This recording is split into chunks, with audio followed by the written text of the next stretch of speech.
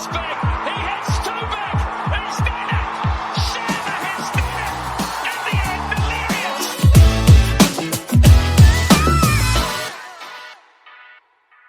Hello and welcome to The Last Wicket, a cricket podcast whose strike rate is always overrated. I'm your host, Benny, and I'm joined by my co-hosts, Mayank, Hey everyone. Nish, Hello, everyone.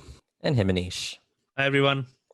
And this week, we will be featuring the second part of our conversation with cricket analyst Dan Weston.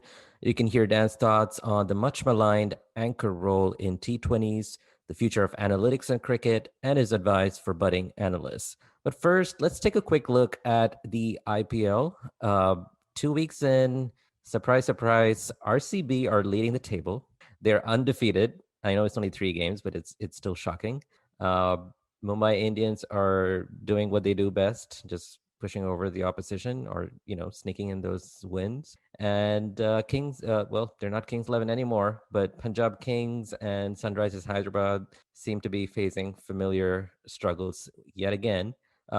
We thought we would talk about 2 specific issues this week. So the first one was the much talked about incident involving Sanju Samson and Chris Morris in the game between Rajasthan Royals and the Punjab Kings, with the Royals needing 5 runs of 2 balls. Sanju Samson did not or turned down an easy single, which essentially made the game from 5 needed of 2 to 5 needed of 1. And obviously, it didn't end in the Royals' favor. They ended up, the next ball, Sanju Samson holed out, and they lost the game.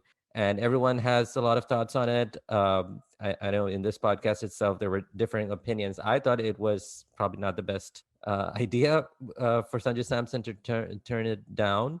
But since then, I've come across so many articles. People have shared their thoughts on it. And I know Mayank has written an entire piece on it. So I wanted to get Mayank's thoughts first, and we'll go from there.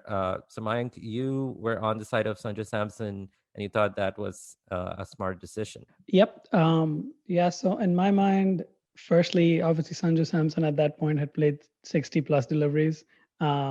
He was, batting very well. And I think he started relatively slowly reaching his 15, 30 odd balls. I think it was 33 balls. But after that, he was batting very well, striking beautifully. In fact, the ball that he turned down the single, the ball before that, he's hit for a 6. So I personally thought there were pretty good odds of him keeping strike and taking that chance. And I know there was a lot of outrage, especially after Morris finished the second game successfully, with people talking about that. But the fact of the matter is, at that point, game 1, 19.4, Morris had faced 4 balls and he wasn't, he hadn't found any boundaries. And he had played, I'm sure they have obviously had some practice games or nets or whatever, but he hadn't played an actual game where he faced more than 10 balls in over 2 months. And the other aspect is a lot of people said, there's a chance of a tie if you do end up being 1 of 4 and somehow manage to run 3. But let's be honest, that Mumbai ground is really short. The boundaries are really short. So running a 3 is virtually impossible there. So I think the decision was asking Morris to hit a boundary or Samson taking it on. And I think it was a fair call. I genuinely think it was probably a 60-40 in favor of Samson. And obviously it didn't come off, but that's okay. I think Sanju realized it himself, where he said, if I have to do that 100 more times, I would still not take that single. And I think he's spot on there. Nish, what are your thoughts on it? Yeah, I kind of have to piggyback off Mayank's opinion here that Sanju Samson was obviously the more established, and he was like, there's no evidence to suggest that he can't put that ball away when there was enough evidence to suggest that Morris was not able to connect, right? And also, while focusing on the batsman, I want to give full credit to Arshdeep as well. He bowled to the field, and he was taking the ball kind of like I think he was bowling his off cutters away from the right-handers for the heavy offside field. So credit to the bowler for holding his head high in a pressure cooker situation. And overall, I think it was a good game. Sanju Samson did bat well, but this problem has been recurring for Rajasthan, where they come close and fall short. But I don't think you should be too disappointed with that overall effort. In particular, in this instant, I think these things are very 50-50 and it can go either way. But I think the right decisions were made regardless of the output that went for Rajasthan. Manish? Nothing to add there. I think Mayank and Nish have covered everything I wanted to say. And like he said, these decisions are always 50-50. So had he hit the six, then you would have been saying, okay, what a good decision. Now he didn't hit the six. Now people are saying, what if Morris would have been on strike? It's always a calculation, right? And going by what was happening on the pitch, I think it was a good choice to not give Morris a strike because Samson was in form, he was hitting and so on. So yeah, I think there's too much noise about this sort of decision, which we don't see often in cricket. We should be seeing more of it. So I guess I'm the only one who thought that was a terrible decision. Well, I have to admit, though, my thoughts and opinions have evolved since then, based on all, what I read and even just Samson, like when he shared his thought process, it does make a lot more sense now. I think in that moment, at least what I think for me, what I just felt I know he's played few games for India, but in my mind, somehow I saw Chris Morris as a more experienced hitter, and he's not like a tail ender. So in my mind, I was like, why would you not just take the single? There's a good chance Chris Morris could hit that ball for four or six. But yes, in the bigger context, the way Samson, the form that he's in, I think most times you would back him to hit that shot. So I mean, yeah, I guess now looking back, I guess that was a good decision, or at least it was a smart decision at that time. Even if the outcome wasn't what they would have wanted, I think it was a good idea. And just based on what he said since then, and he wrote an article, and like Mike, you said, like he mentioned, like, if we play that game 100 times again, I would still not take that single.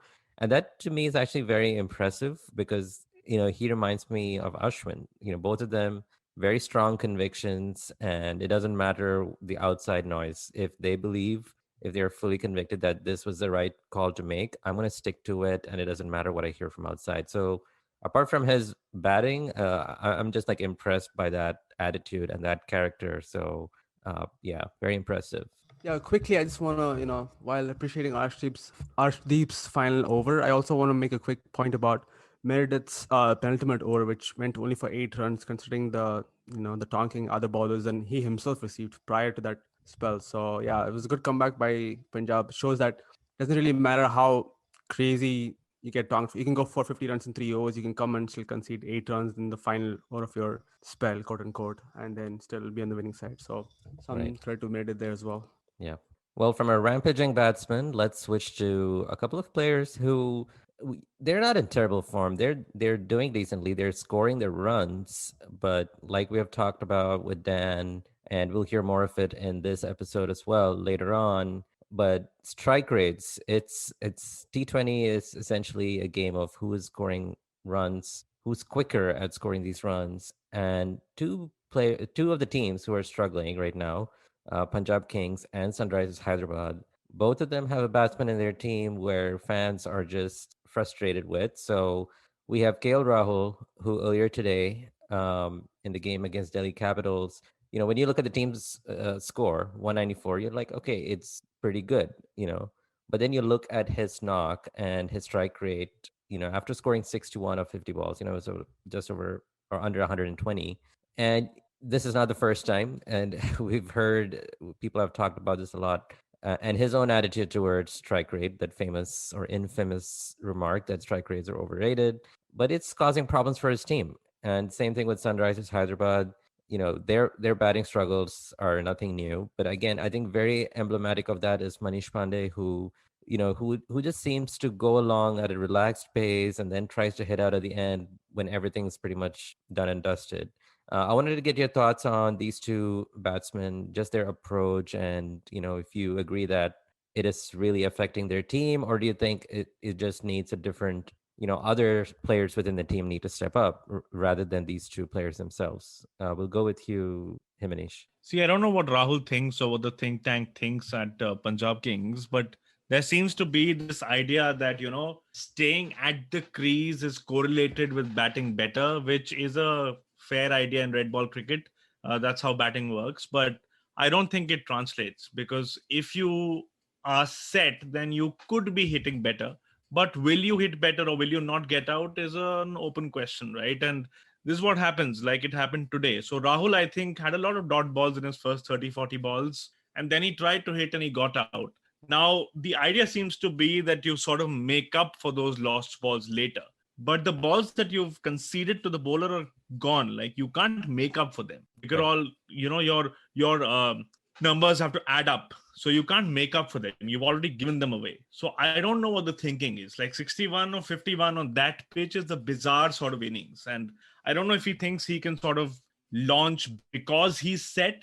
I don't know if he bats that way and he thinks of that way. But yeah, it really harms your team when it doesn't come off like it didn't today. What about you, Nish? Yeah, on totally agree with Himanish there. This is a very high risk strategy with minimal to medium returns, right? So it's not really, especially when it backfires like this, you're putting your team in jeopardy with the low scoring, obviously, and then you have like people like you have power hitters like Shah Rukh Khan who came later, and again this is further hitting the nail in the coffin in this strategy, right?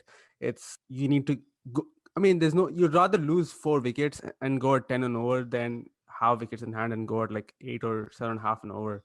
That I think it's a little outdated strategy, and teams have to be a little on their toes, in terms of like think tank, revise quickly, and not just have the situation play out. So be more agile. That's one thing that I would take away from this for them, I guess. But overall, it was a very disappointing innings, and despite the due, like Mayank mentioned in our WhatsApp group, I think Punjab were at least 30 runs short. Mike? Yeah, and I think I mean, to add to what both of them said, it's one aspect of the pitch not being good to bat on. So that's where Manish Pandey's case comes in, where the Chennai pitch has not necessarily been batting friendly. It's not been easy to bat on. The ball's not coming on. Spinners have had a good time. So I still somewhat understand a player struggling in that sort of situation, but it's understood when you see them making an effort, in the sense that they're trying to go for shots, they're not connecting, and that's okay. Like, that happens, everybody has a bad day. But for Manish Pandey, we've seen repetitive days where he's gone and run a ball, batted 5, 6, 7 more overs, and just not covered up for it. And it's not even that he's not covered up for it. Again, it's not about the result, it's about what he was trying. He was not necessarily trying for any of the big shots, which basically meant that a chase of 150 odd, which I think against in the first game that they lost, they were trying to against RCB, they were trying to go at 8 and over overall, or sorry, 7.5 over overall, and then he's going at 6 and over. The rest of the team has to go 8.5. That's not an easy thing, especially after the ball is a little older. So that's definitely not excusable. If I was in the SRH management, I would be telling Manish Pandey he has a game, maybe 2 games at max, before he's being benched for somebody like Virat Singh. I know he's only got a game, but the numbers that he has in Syed Mustaq Ali, the numbers he has in domestic in general, make me a lot more comfortable with that, rather than this approach of Manish Pandey just playing along without actually being able to convert. So I think that's my thought on Manish Pandey. KL Rahul was, I think he was inexcusable, because it's not even the Chennai pitch. It's a pitch where they managed to defend 221 by 4 runs. So it's not rocket science that you need a big total. And I don't think holding the innings together and all of that makes sense if you have 2 batsmen. Let's say if RCB has let's Kohli tries to hold the innings, because they are basically relying on Maxwell and AB to do all the damage. It's not the best strategy, but maybe they don't have any hitters, so that's why they're trying it. That's not really the case with Punjab, right? From Mayank to Gale to to the lower end, Deepak Hooda, Shah Rukh Khan. They have a lot of good strikers, a lot of good batsmen. So I mean, I don't necessarily see the point of even trying to just trudge along. And again, I think it was the intent that was, the famous word that Virat Kohli loves using, the intent that was lacking, which annoyed me more than the result, because sure, you can have a bad day, but it didn't feel like he was even trying. And he had 23 runs of 24 balls in the power play, which I don't think you can excuse that on any pitch, forget Chennai or Mumbai. But it's a crime in Mumbai for sure. And slightly related to it, and same game, the following innings, Shikhar Dhawan scored a brilliant 92, I think. and that came at a good pace. And I saw some tweets saying that Dhawan should be above Rahul in the pecking order when it comes to the T20 internationals. Do any of you have any thoughts on that? When we played T20 internationals before, Rahul has done very, very well. And he's shown why he's our best T20 opener. But I don't know what's got into him. Maybe he's just batting like that. Maybe it's a loss of form in terms of hitting. But currently I would agree that Rahul isn't up there yet. Someone like Dhawan should be higher than him. But you can see why they play Rahul, because in the previous T20s we played, I think 2020 we played 5 T20s against New Zealand, and Rahul did very well in those. So you kind of see why they play him, but I don't know what's gone into him and what's happened to his form. So let's see. But Dhawan should definitely be in the conversation even above Rohit. What seems to happen, I think, is that you tend to sort of cross the formats. And because Right. Rohit is someone who's a legend and he has those double centuries and he can hit a lot of runs in ODIs, you tend to think that he can't be dropped from T20. Right. But I think it's time for them to look past him, because Rohit is again someone who begins slowly and there might not be place for that. So someone like Shikhar Dhawan, someone like Ishan Kishan should be up there instead of Rahul or Rohit. I also wonder if it's due to the teams that they play for. In the IPL, Rahul considers, he is the captain, and he looks around and he probably sees inexperienced batsmen coming down the order, and he thinks he needs to be more responsible. Whereas I think in the Indian side, he sees, well, there are a bunch of hitters to follow, so maybe I can play more freely. Yeah, I mean, I think Himanish really made a good point there, because I don't think a lot of people have thought about dropping Rohit. And obviously, like, his record with the Mumbai Indians, like Mumbai Indians record is great, but he himself has not necessarily, set the stage on fire, especially when it comes to T20 internationals. Rahul, on the other hand, I was just looking through quickly. In year 2020, he had 11 innings, 450s, strike rate of 141. Those are really, really good numbers. So I can see why they prefer Rahul in T20 over Dhawan, but Dhawan has been very, very quickly improving, because I think 2 years ago his strike rate after the power play was low. He's worked on that. I think Ricky Ponting had made a comment last year, and it's clear that he's worked on it and he's going all out aggressive. And the thing is that it's not that he's just all out aggressive with fewer results. His consistency is fairly the same, pretty much the same. So I think it's definitely worth considering Rahul and Dhawan opening with benching Rohit. All right. Well, we'll leave it there. To our listeners, as a reminder, we want to hear from you. So if you have any thoughts you would like to share about the ongoing IPL action, do leave us a message at anchor.fm/last wicket, and we might just feature your message on the next episode. Nish, do you have any additional thoughts? Yeah, this is kind of like staying with T20, but outside of the IPL. I just want to give a shout out to Babar Azam for his amazing innings of 122. And now comes the controversial part of my comments. I think Great. Here we it's go. high time Kohli should take advice from Babar Azam. Just leaving it out there. We're going to cut this out so that we don't get any abuses in our Twitter mentions. Anyway, here is part 2 of our conversation with Dan Weston.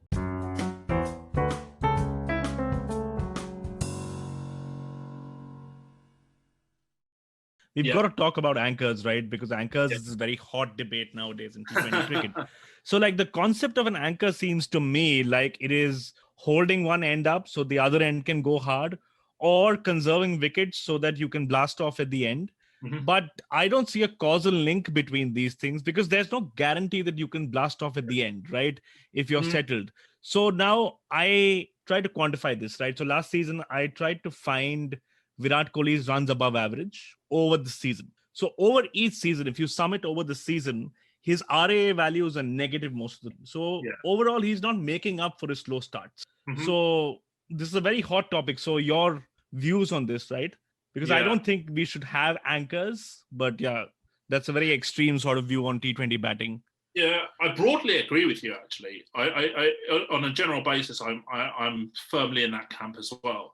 The thing with Kohli, we talked about like expected runs and stuff like that earlier in RAA. That's the difficult thing, because we don't know the effect that his innings has had on the other batsmen. So, and I think That's very a hard to key quantify concept. that as well. Yeah, and that's I think the big flaw with RAA is the fact that we don't know whether his innings cost the team runs in terms of the other batsman's performance, or he's actually been a facilitator by holding an end up, which has allowed everyone to tee off. And I think maybe you could say that it may be the last match between India and England in the T20 series, that he was that facilitator and that he batted through and allowed everyone to tee off, and that might not necessarily have been reflected in the RAA. So that's tricky. But I broadly agree with you, and I think that extends to that point that I was saying about having the extra batting depth, but not compromising on the bowling quality in terms of bowlers upskilling in that area, because that would end up being a situation where you wouldn't need an anchor, because you've got a bowling attack who's good, can consistently concede 16% or lower boundaries, and then you've got hitter, and you can consistently score more than 16% of boundaries, and winning the boundary percentage count wins you 80 to 85% of matches, depending on the shot. So that's the real key. But at the moment, I think that certainly I would say that one anchor is more than enough on a general basis, unless you have such a good bowling attack, like a Sunrisers Hyderabad who you look at their bowling group now, maybe the fifth bowler's a bit of a question mark, but they've got 14 to 16, you would say, probably banker overs a lot of the time from their four main bowlers.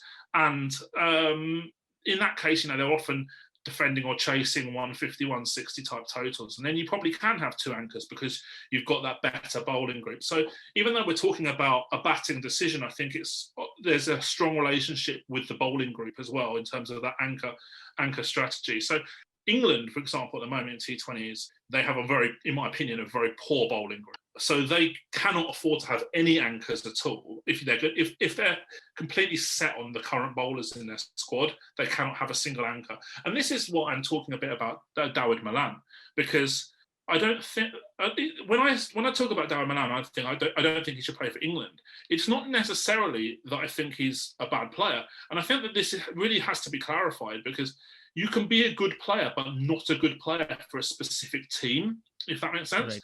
So, for example, we look at him with Punjab Kings this year, right? We know with Malan, he likes to take time to get set. I think that's a very clear dynamic. I think most people would agree that that's the case. But Punjab Kings have also got KL Rahul and Chris Gale, who also like to take time to get set as well. And that's why I'm saying that Malan probably that's not the right team for Malan. And I would be surprised if he had a major impact in the tournament on that basis. And we talk about, the Kohli types, the Malan types, who like to they like to be like 25 off 22 to get things going. And the major problem is when they get out after 22 balls or 25 balls or something like that. And they haven't had that opportunity to accelerate. Because if you're chasing 180 and someone does that, then the strike rate that the other batsmen need is like 170. Right. So you're putting so much pressure on your teammates to hit high strike rates just because of your innings, and the implications of that are massive. And I think there's a pretty fair argument to suggest that actually it's a lot of people would say it's a lower risk strategy, but I actually think there's a fair argument to say it's a higher risk strategy, going slow to start with and then looking to catch up. And then there's probably arguments you could say that it's also selfish and a bit stat padding as well. Now, when I said this about Kohli's approach on a podcast, I actually got quite a bit of abuse in the comment section, because they say, well, Kohli doesn't get out after 25 balls or whatever it is. But actually today he did. So he got 29 balls. He does. Yeah, that's what the RA calculation showed, that, overall, if you sum it up, he does not make up for those starts. He does not go on, frequently enough to make up for them, which is a pitfall of this method, right? Definitely. And also the upside has got to be considered as well. So actually, I think there's a bit of a difference between, say, a Kohli and a Steve Smith as an anchor, because they're broadly similar in their middle over out perhaps, but Kohli has that ridiculous acceleration and the death overs, one of the best death hitters around in terms of the strike rate in the last 4 overs. But Smith doesn't have that peak strike rate that Kohli does have. So the Smith approach, I think, is worse than the Kohli approach, because Kohli's got the upside, whereas Smith doesn't. Right. Malan's probably in between the two, I think. Speaking about anchors, I cannot, stop thinking about Chennai Super Kings, who feel like a team comprising fully of anchors, because the last few years as a CSK fan has been really painful. I mean, I know they won a couple of years ago, but overall, when you see their batting approach, the first 10 overs, it's like they're just kind of like trudging through, And then like at the 12 over mark, it's suddenly like they remember it's a T20 game, and then they start hitting.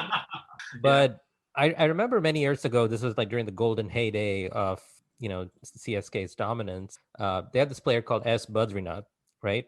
Who I think was a good player. He is someone you would consider an anchor, but the approach was different, right? Where the top order would go great guns, but whenever there was trouble, like he would step up. He would step up to guide, and he was not like a big hitter.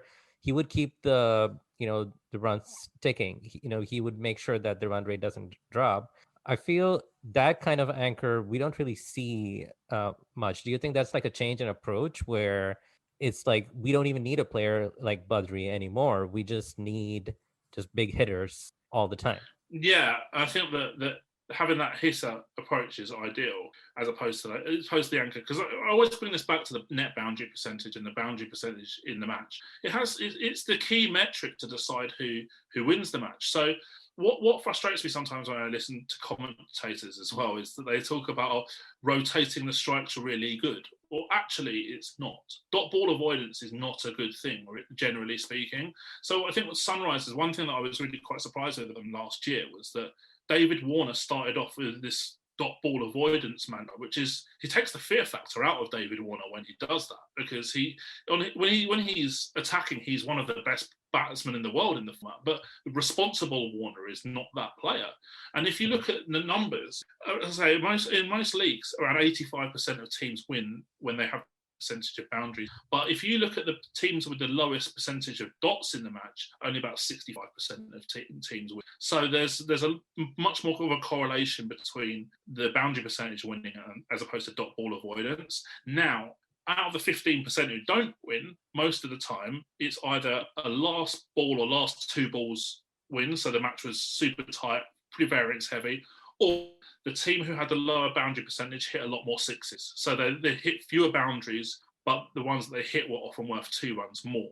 So again, this is all anti-anchor strategy in terms of if you're an anchor player, you have to be a facilitator. You have to be the guy who bats around everyone and lets everyone else take the risks. So there has to be a point in that approach, a reason for why you would do that, why you would recruit that type of player.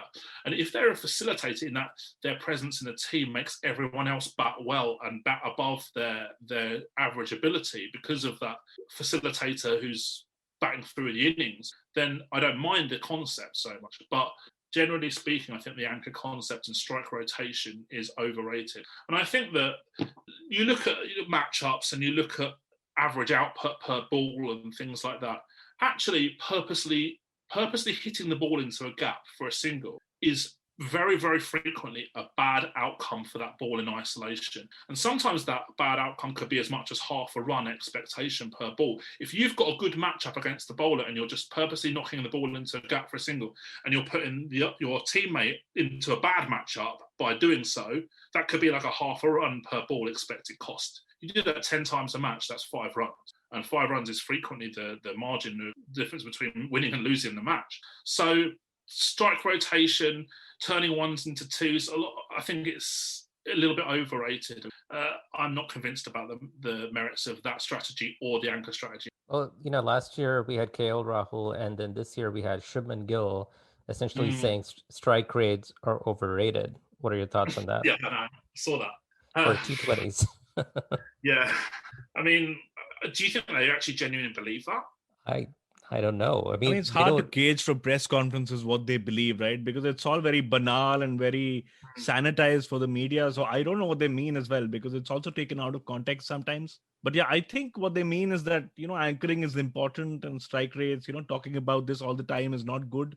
But I don't know if they believe that. I mean, it's a genuine problem with classical batsmen that they overvalue preserving the wicket because they've learned first-class wicket first, right? So that's what you anchor to, that you have to preserve your wicket first and then hit. Whereas for T20, I think you need to unlearn that mentality. Yeah. And if you're a classical top-order batsman in India, you can't unlearn it because you can't play without that mentality, And so I think that's an issue. Yeah. Sorry, Mani. And Himanish, I think that sort of leads pretty well into what was going to be my next question, which was, I feel that England in particular rely a lot on data. And I say that because, the English T20 side and one-day side, because I was listening to Ian Morgan on one of the Sky Sports podcast, and he seemed to like know the numbers for each of his players, which was very, very interesting. And that's great to see. And I feel like other teams are catching up, and I think India is slightly behind in that case. And maybe that's where it's coming from, where they still sort of value the fact that, I can cover up in the last 5, last 8, whatever it might be. And that sort of mindset, which is where Shubman Gill or KL Rahul are making those statements. And it's also a product of, in my mind, a product of the kind of players they are, because Shubman Gill does not have the attacking game that a KL Rahul does or a Josh Butler does. So I kind of understand when he says that and he's trying to play anchor. But when somebody like KL Rahul, who's a spectacular T20 player in my mind, starts playing like that, starts thinking like that, that's a little surprising in my head. Yeah, it's an interesting concept, I think, because you look at, say, like the players, even early 20-year-olds playing professional T20 right, they probably grew up when T20 was in its infancy in terms of format. Like it either just started or it was the first few years when a lot of the test match players got picked in the IPL and stuff like that.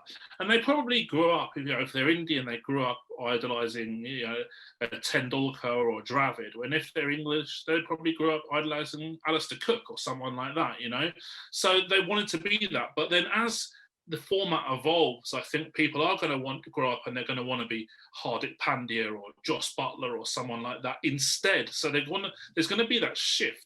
And I am reading a book at the moment called The Goldmine Effect by Rasmus Ankersen. And he talks about, he's actually a director of football at Brentford FC, who are on the verge of almost getting promoted to the Premier League. And they're a very analytics-driven team in football. Now, he talks about groupings of players coming through from certain areas at certain times. So I think the numbers I'm pretty sure are broadly correct. About 190 out of the top 500 women's golfers are from South Korea. And there are other clustered areas as well around the world in different sports where there's extreme areas of high performance in an isolated small area. And I think that's can be the case in cricket as well. So for example, in England, English players who are now playing T20, guys like Jason Roy or Alex Hales or Joss Butler, the attacking players, they probably grew up watching Kevin Peterson as opposed to Geoffrey Boycott. And the whole premise of this book is that when you're trying to break into a sport or you're learning when you're younger, you look at people and you think, if they can do it, I can do it as well. And because it's relatable, because it's someone from your country or something like that. So I think in the future, we're going to see people because now obviously we've got players like with, high charisma, high strike rates in T20 in India, like Hardik Pandya, Ishan Kishan, Rishabh Pant, players like that. The next generation of children are going to grow up to emulate them. They're going to see them on the TV and they think, if they can do it, I want to do it too. And they're going to eventually we're going to have this complete shift in mentality from that classical test match batsman that's trying to play T20 still. Perhaps they're not really a six hitter or anything like that. They still overvalue their wicket. The wicket preservation is too high. And then we're going to see an array of players who are just complete hitters because they've grown up watching these, and other players around the world, like Andre Russell or Pollard or Chris Gale or anyone like that, they're gonna say, oh well, if they can do it, I want to do that too, and they're gonna try and emulate those players. So yeah, and I think with that clustering effect, you kind of see that a bit in the West Indies with their players as well. Chris Gale, Evan Lewis, Nicholas Pooran, Pollard, Fabian Allen, they're all the same. They all have Sunil Narayan. They'll have quite low non-boundary strike rates, so they don't put a lot of value on rotating the strike, but they put a lot of value on boundary hitting. They all hit over 20% of boundaries, which is considerably above average. So there's a lot of sort of similarities in that area, and I think that we're going to see a lot more. Do you see a lot more teams these days taking analytics seriously and because you kind of mentioned it, because I just remembered RCB of 2009, I believe, where they had Dravid, Kallis, Chanderpaul, and then from there we have come to the era where it's Kohli, De Villiers, and Maxwell inside. But do you see a lot of teams across the globe, especially and in your capacity, working at the Blast, Do you see teams are taking that more seriously as far as using data analytics? Some do, some don't. So every team in the Blast, for example, will have at least one analyst. But that doesn't necessarily mean that they're an analyst who has particular input in strategy or anything like that. So the basic job of a county analyst, which every county has to do, is that they have to code them. So they have to, on a computer, they will put like where the ball pitched, what shot the batsman played, what movement there was, the result of the ball. They've got to code every ball. And it's an obligation for the home team to code them out in English. Now, that is not going to help any team strategize for that individual match at that point in time when someone's just sitting on a computer doing that, right? There's a big difference between being an analyst and doing that and being an analyst and affecting strategy and working on recruitment, things like that. Now, as far as I know, I may be wrong, but as to the best of my knowledge, I'm the only person working for a county who's specifically focusing largely on recruitment as opposed to like the day-to-day analyst role. So there's quite a big difference in that, and I think that's where the growth area of English cricket has to go in a T20 Blast. And I don't know if that's the same as the IPL. I think it probably is to some extent. I mean, I still think that the owners and the captains, the big names, get too much say in auctions, whereas it really should be down to the recruitment specialists as opposed to those bigger names. So with regards to strategy as well, I'm not sure a lot of analysts really have a massive input in strategy in English cricket. So I think there's a lot of areas where the game can really grow in that area. And I think that a lot of the English counties, they don't spend enough on having a good analytics department, and they don't let their analysts have as much input as they probably should have or could have. A classical argument that I often make is that in English cricket, there's no salary caps in terms of not like a level budget like what they're doing for a franchise T20. So I work for Leicestershire. We'll have one of the lowest budgets in the country, and so someone like Surrey or Yorkshire or whoever will have a much higher budget than. But I make the classical argument that every team has got at least one player, if not multiple players, who are not good enough for that team, or will play less than 5% of the matches, and in the matches they play, they will have negligible output. They won't be a match winner or anything like that. And you could cut those guys off your squad and invest that money in analytics, and that would have more of an impact in terms of points per game gain, as opposed to keeping those fringe players in your squad. And I think that the counties kind of, they don't like that approach because it challenges conventional wisdom. It's a bit of a disruptor's tactic, if you like. And I think there's a lot of areas that they can really benefit from and change that mentality in the future. Do I think they're going to do it? Probably. But do I think it could take 10 years or more? Probably as well. Well, what could change that, though, is what we are seeing a rising trend in a lot of amateur analysts who are popping up online. You know, I mean, this is at the top of my mind. I can see, how passionate you are about this, and I know Himanish is as well. But there are so many equally talented cricket fans out there who do this with a passion, just breaking down the game, using numbers and analytics online. Do you have any advice for them, if any, just about, because I feel like it's inevitable that most teams will eventually kind of start placing more of an emphasis on this. Do you have any thoughts or advice for all these fans?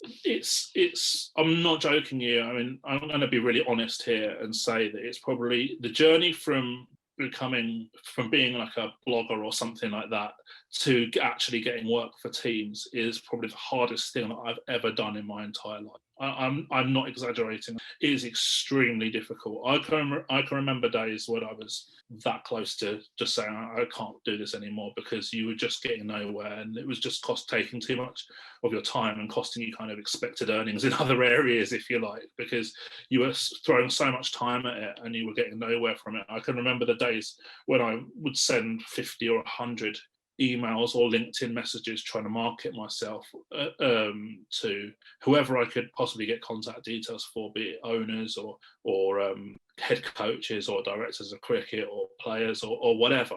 And I would say that you would be lucky to get a reply 5% of the time, and the 5% almost certainly be thanks. And that, to be honest with you, it's pretty depressing when you see that, when you get that a lot. And, you know, people often say that life's a numbers game, and if you buy enough tickets, you win the raffle. But actually, it didn't really manifest itself like that in cricket. I would say that I've had to be extremely persistent and patient to get to that stage. And I said I was close to not bothering after a long time as well. But I think having an online presence really, really helps. And particularly in English cricket, I guess this may be an area where English cricketers are a little bit different to Indian cricketers, is that a lot of English cricketers will follow you if they think you're producing good content. So, for example, if you look at my Twitter follows, you'll find that a lot of English cricketers do follow me. So that helps as well. I think that the players are quite willing to engage it. And I've actually had quite a few players come to me privately and ask me for detailed analysis on them or a report on them, because they want to learn more about their strengths and weaknesses, and to kind of, especially the guys who are like, I would say, they're probably not that far away from playing franchise cricket, and perhaps they're a bit frustrated that they haven't got those opportunities yet. They're good examples of players who might come to you and say, oh, look, can you profile me, because I feel like I'm close, but I'm just not getting there, and I really want to get there because it's a big ambition of theirs. So yeah, I think if you want advice for an aspiring analyst, you've got to have patience. You've got to have a thick skin. You've got to have an online presence. You've got to put a lot of work in, a lot of time into devise content, often for free, to get somewhere. And I think a lot of the time you could probably say that your skills will be better remunerated in other industries. But obviously, this is a goal to work with professional sports players, professional coaches, professional teams, is often, you know, it's a dream for a lot of people. So I guess that's what kind of keeps people going in that dream. Like I said, I had to be pretty persistent, pretty patient. Be really honest, there's probably some dark days involved with that. Or what's the point? So I think they've got to be prepared for that. I think it probably sounds a bit negative and a bit brutal. I don't mean it to be, but I don't want people to try and go into the industry with naivety, if you like. They've got to go in with their eyes open to what they're probably going to have. But by the same token, you know, the next 5 years could be a big growth industry in analytics, and teams hiring a lot more and taking a lot of chances on people.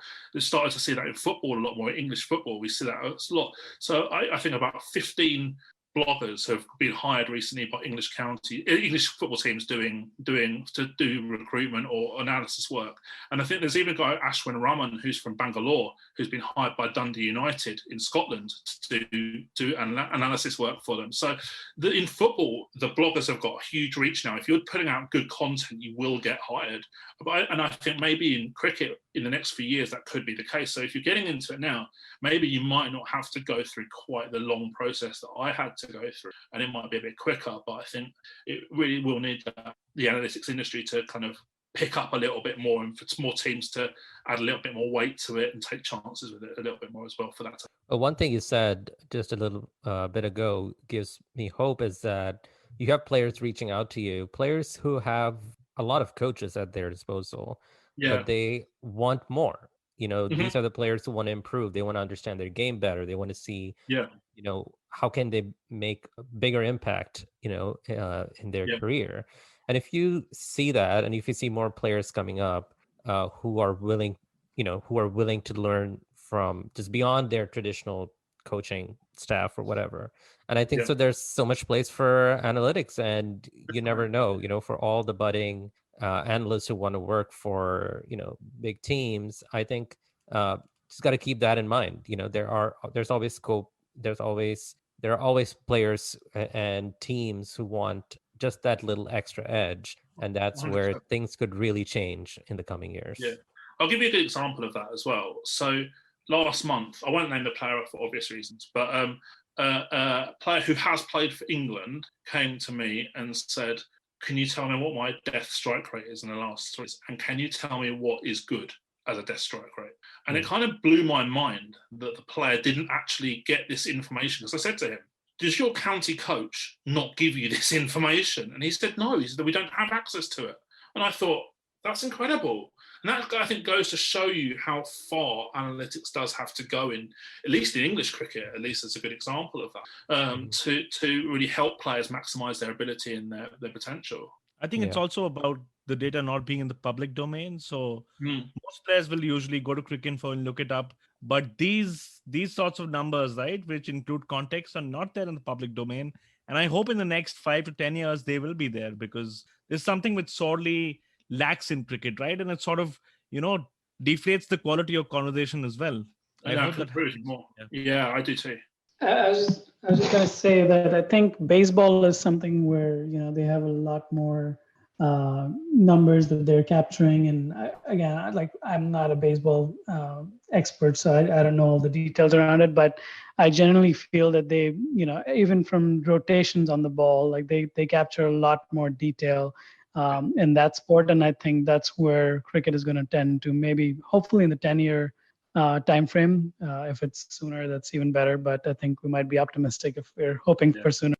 I agree with you completely. I think that 10 to 15 years is probably going to be about the realistic life, and I think that's a good ballpark time. Dan, you mentioned about how there is no clearly defined path, right? Like from being like data savvy to putting out content regularly and to eventually landing a job with a club or a team. Do you think that gap will be shrunk as more and more analysts get employed by different clubs, and there's more like programs where people can enroll to educate themselves in order to be more job ready? Yeah, I think it's a simple question of supply and demand. So at the moment, I think supply is probably at an average level, but demand is low, and so therefore there's that difficulty getting the jobs because people are still a bit skeptical about it. A lot of maybe old school conventional coaches who they grew up not having this, or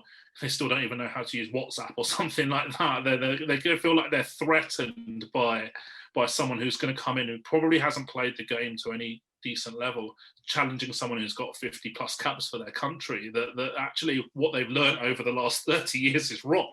And I think that's a big problem in terms of that perception.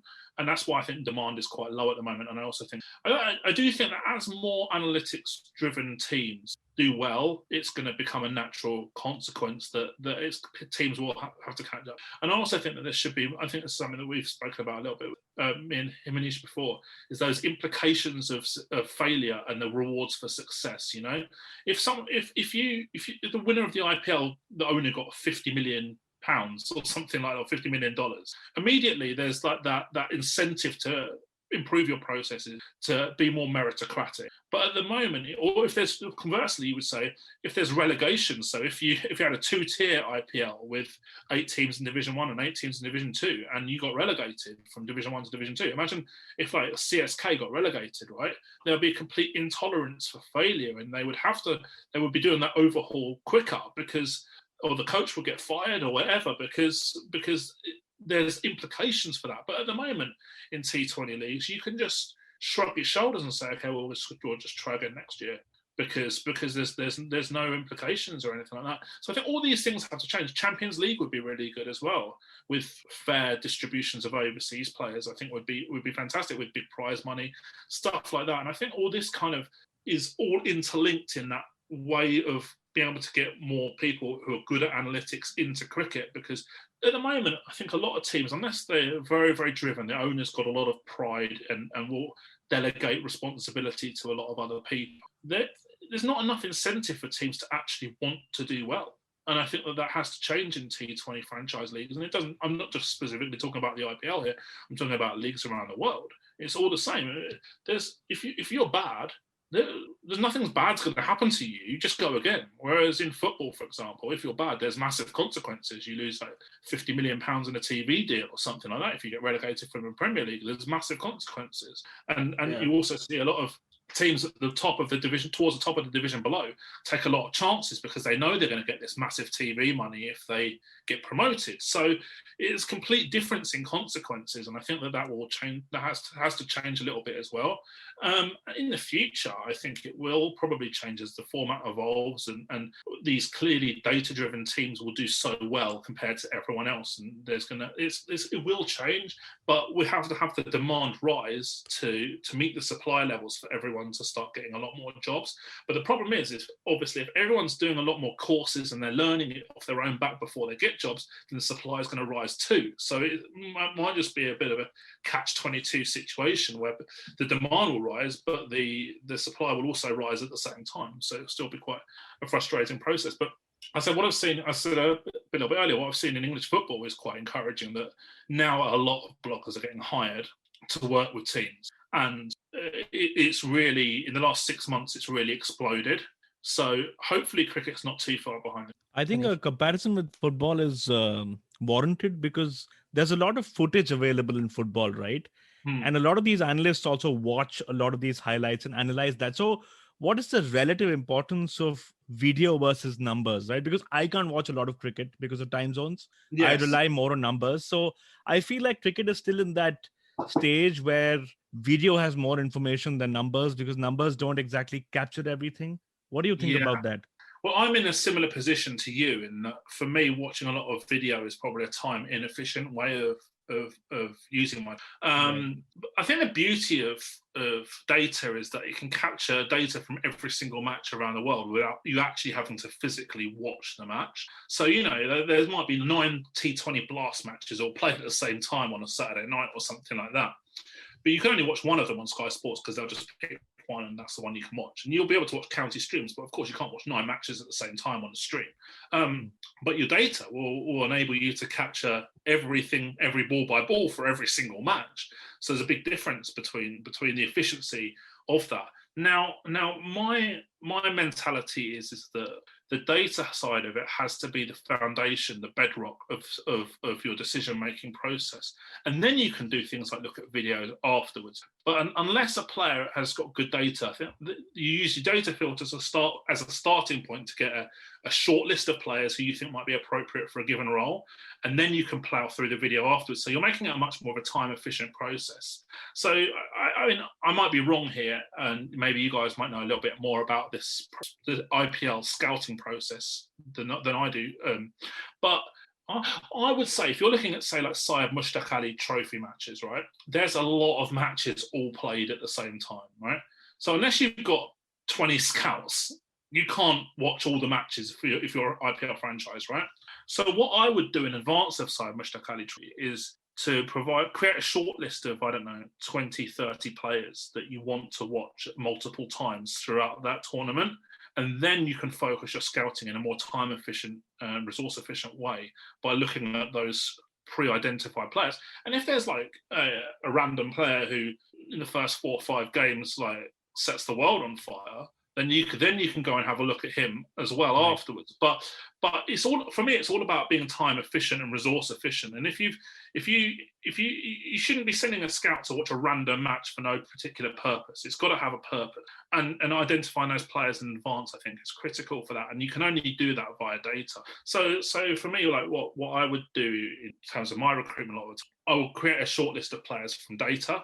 And then we might source video to then look at technical flaws or positive attributes from the video subsequently. And I think that's probably a good way of doing things. Makes a lot of sense. All right. Well, Dan, I want to end by asking you about your book that you've written, Strategies for Success in the Indian Premier League. Mm-hmm. And considering the fact that we're at the start of another potentially exciting season, can you tell us a little bit about the book and where can we purchase it? Yeah, sure. So you can purchase it via my website, which is www.sportsanalyticsadvantage.com. There's a link on the main page of that you can purchase it for. So I've been planning to do it for probably about 2 years before I wrote it, but I was kind of toying with the title. Originally, I was going to call it something like How to Win a T20, but then I decided I wanted to have specific focus on the IPL because I almost, being really honest with you, I almost did it as a reason as to try and increase my exposure to IPL decision makers in terms of a bit of a job push as well. Didn't really work out that way, but that was kind of some rationale behind focusing specifically on the IPL, and obviously it's the biggest league in the world, so it has that extra reach as well. And then obviously COVID kind of affected everyone's lives in March last year, pretty much. And so I used it as a bit of a lockdown project, if you like, to actually get it written. Now it's about 170 pages of data-driven analysis and charts. I cover a lot of different areas. So I talk about the relationship between boundary hitting and success that we've kind of touched on a little bit earlier in this podcast.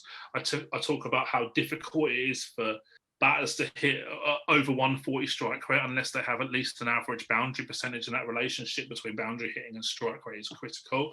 I do a lot of analysis on matchups, do a lot of venue analysis, team analysis, player analysis, and I just think from my perspective, I wanted to be a very data-driven book, but I didn't want it to be too technical. I didn't want it to read like a university dissertation or something like that, right, your eyes might glaze over when you read it. So I wanted it to try and pitch it to one, demonstrate my knowledge on the subject, hopefully, but also two, to appeal to the casual fan as well, that they would be able to pick it up and it would increase their knowledge of both the IPL and T20 cricket in general. But I think there's about 20 odd chapters in the book, and I cover a lot of the stuff I've covered is kind of stuff I've touched on in social media threads or articles on the websites and stuff like that. But yeah, it's a lot of it's my own views on T20, but with data-driven, evidence-based rationale behind it as well. So yeah, if you're a cricket fan, I definitely recommend checking it out anyway.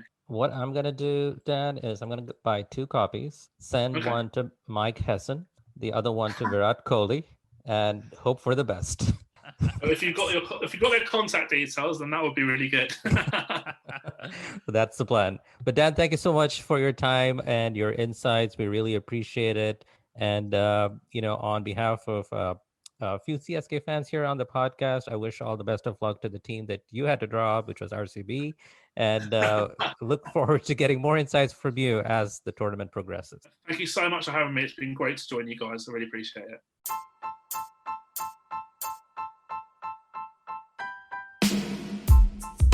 Well, that's it for this episode of The Last Wicket.